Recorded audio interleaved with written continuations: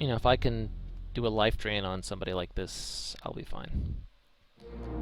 Alternatively, you could say, oh, well, since you have so few early troops, you need calamities to help buff them. And maybe that's actually a more accurate view.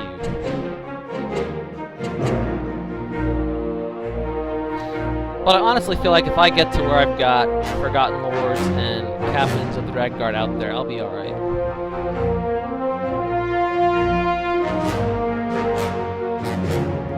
So, why do I have 22 cards? That's a little much.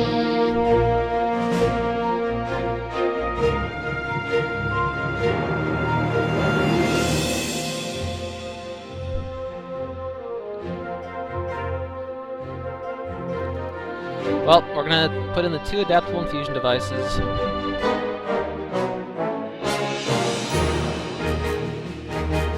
Then probably 9 diamonds.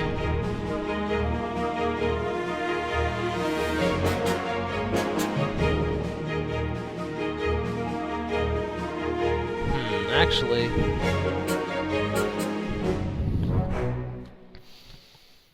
I mean, I will want enough ruby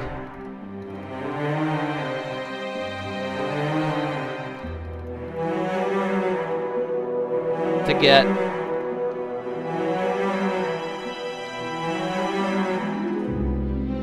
a ruby pyromancer out early.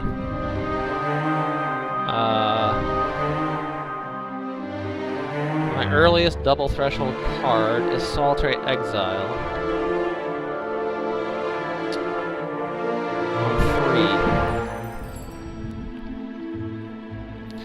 And I'm very unlikely to play that on curve.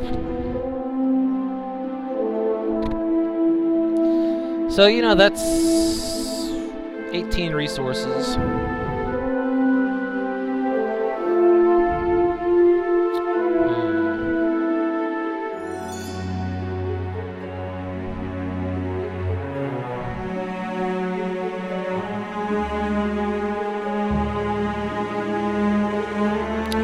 Maybe I should take Calamities. If I can buff one of my Swift Strike guys, that'll be a big deal.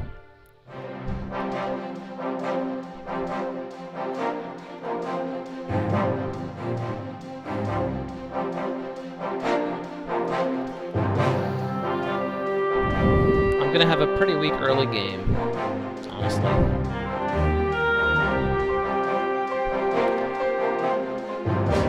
But if I can draw into some of these cards, I should be alright. I've got 7 excellent late game draws. Sadly, the shield trainer did not rotate back around, which means somebody out there is doing Inspire.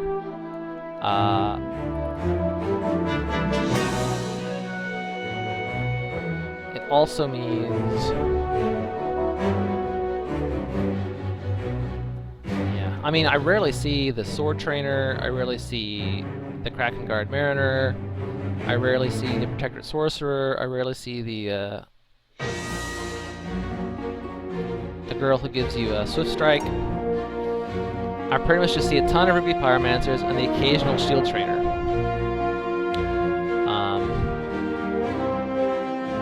And I almost never ever see any of the Sapphire Inspire guys. So I'm kind of surprised at how few Inspire people actually show up in draft.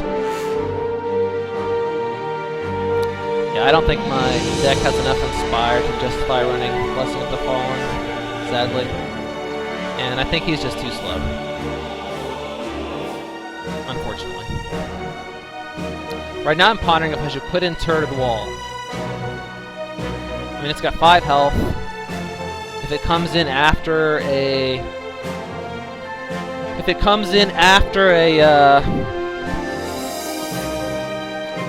Ruby Pyromancer will actually have an attack, I could buff it with Calamities.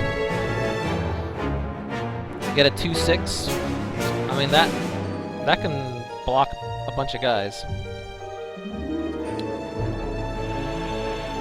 Question is, I'm not sure what I would remove for it.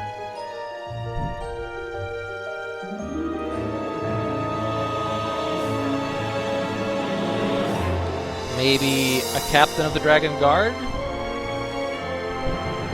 Maybe 4 is overkill, maybe 3 is fine. I mean, if you have 3, you can start recycling. You may not draw.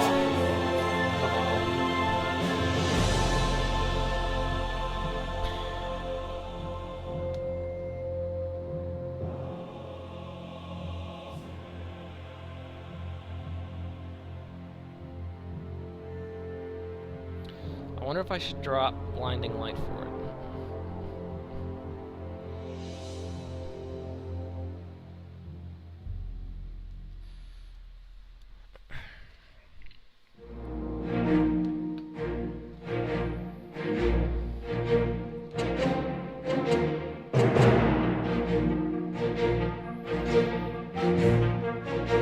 I mean, I feel like I need these guys. But maybe not, you know. I mean, how useful will a Grim Skull Sorcerer be, honestly?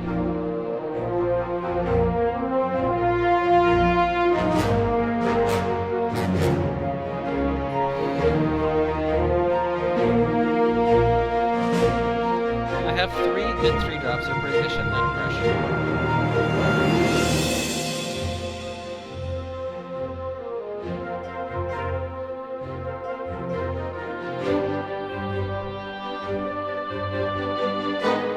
I really like the idea of getting one. But I think, honestly, the correct play is to drop one of those and put in a turn in the wall.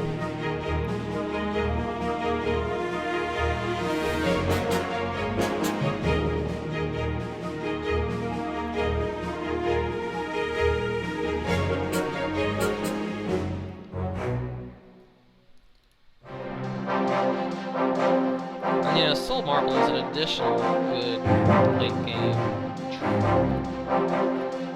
So really, I have 7 really good late game cards, which honestly should be enough. I think turn and wall, if I can get it out, will really help me reach there. Because I could see being at 4 resources for quite a while before I get to 5 or 6. Had it happen to me before. It just depends on the draws you get. How do you do a test draw here? Select a sleeve. Let's be... Sure. Alright. Okay.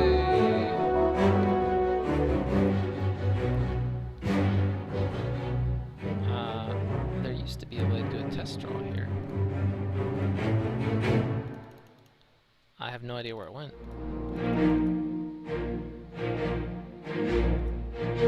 What the? Okay. I'm glad they added that.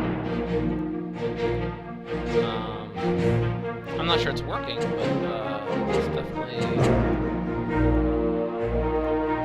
good thing to have.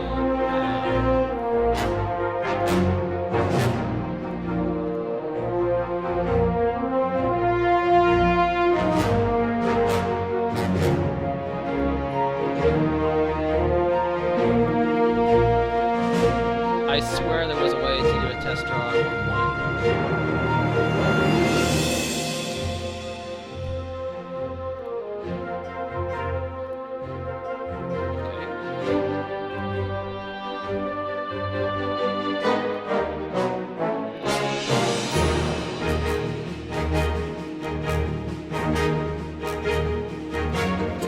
Weird, okay, well I'm still confused then. I don't think I want to press that button. That looks like abandon the draft and forfeit everything. Which I'd rather not do. So there are 2 ways we could run into trouble here.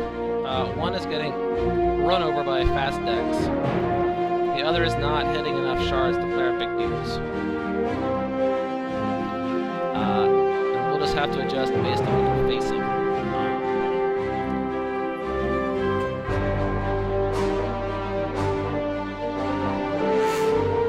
I mean, you know, maybe the correct thing to do is remove some of these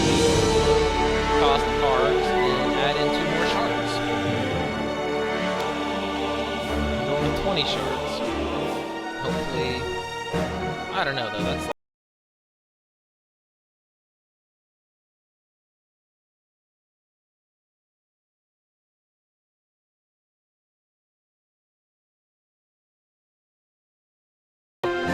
5-cost card on turn 5.